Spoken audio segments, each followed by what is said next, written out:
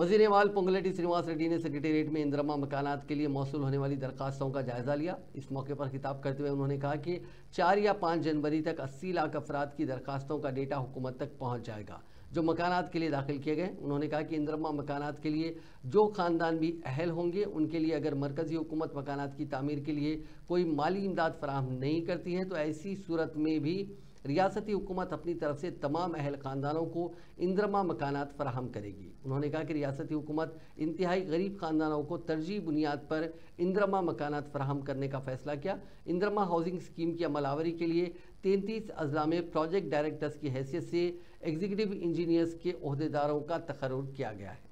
లేకపోతే ఎక్కడ నివసిస్తున్నారో ఏదైనా వికలాంగులైతే వికలాంగులుగా వితంతువులైతే వితంతువులా ఇంకా ఏదైతే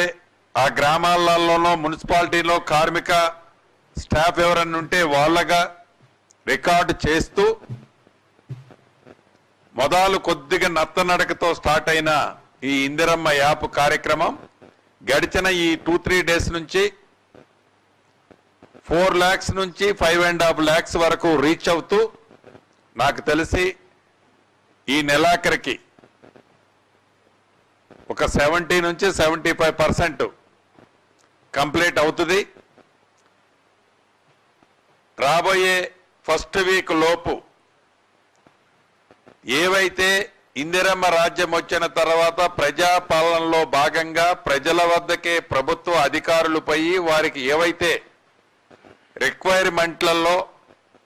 అవసరమైన వాటిని అప్లై చేసుకునే దాంట్లో ఇల్లు టిక్కు పెట్టిన వాళ్ళు 80 లక్షల మంది ఉన్నారు।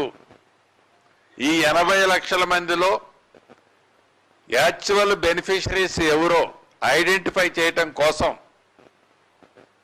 ఇది నిరంతరము జరిగే కార్యక్రమం కాబట్టి ఏదో 4.5 లక్షల ఇల్లు ఇచ్చేసి చేతులు దులుపుకొని పోవాలని ఈ ప్రభుత్వానికి అటువంటి ఆలోచన లేదు కాబట్టి